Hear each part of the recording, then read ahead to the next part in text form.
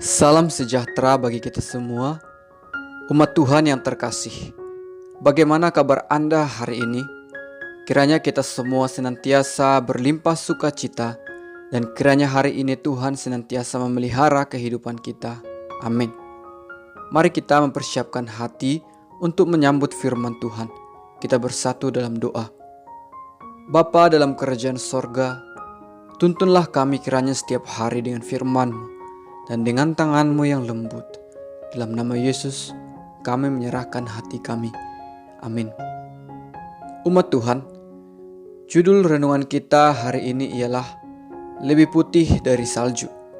Dengan pembacaan kitab dari Mazmur 51 ayat 9, beginilah firman Tuhan. Bersihkanlah aku daripada dosaku dengan hisop, maka aku menjadi tahir. Basuhlah aku, maka aku menjadi lebih putih dari salju. Umat Tuhan yang terkasih, kita pasti tahu cerita tentang Daud dan Batsyeba, di mana oleh akal-akal jahat Raja Daud, dia bahkan rela dengan sengaja menempatkan Uria, suami dari Batsyeba, pada barisan terdepan supaya mati terbunuh dalam peperangan. Hal itu dilakukannya demi mendapatkan Batsyeba yang cantik dan memikat hati Raja Daud.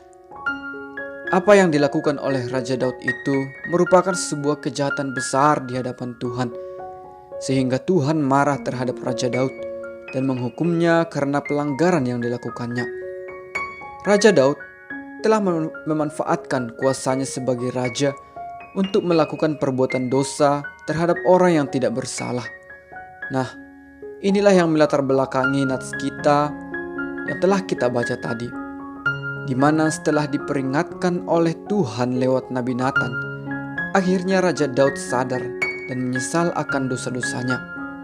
Beberapa kali Raja Daud mengakui bahwa dia telah berbuat pelanggaran, melakukan apa yang jahat di mata Tuhan, sehingga ia memohonkan kasih setia dan rahmat daripada Tuhan.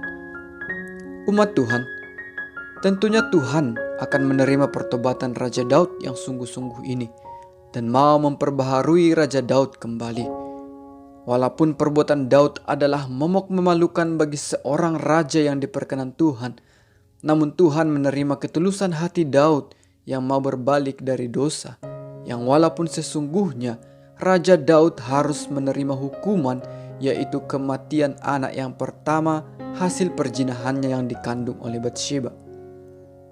Namun ada satu hal yang sangat menarik di dalam pengakuan dosa dari Raja Daud ini, di mana dari pertobatannya ini dia menuliskan bagaimana pembasuhan atas kesalahan dan pelanggarannya itu Tuhanlah yang melakukannya, sehingga Daud memohon supaya Tuhan membasuh Daud.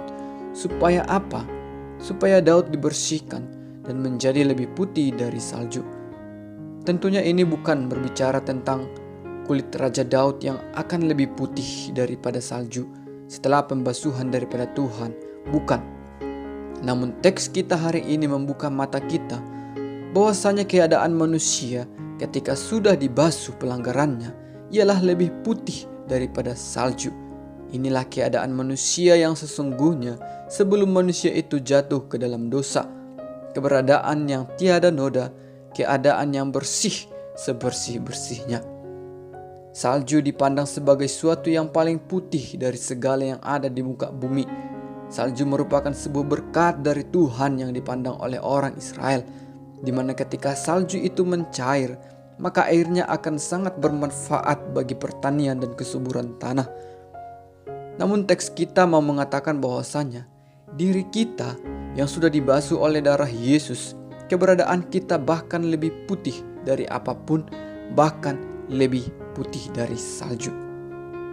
Alkitab hendak mengajarkan kepada kita, dosa apapun juga, bahkan dosa perzinahan yang dianggap sebagai sebuah kehinaan, namun oleh karena kasih setia dan rahmat Tuhan, semua itu dapat dibersihkan oleh Tuhan menjadi lebih putih daripada salju.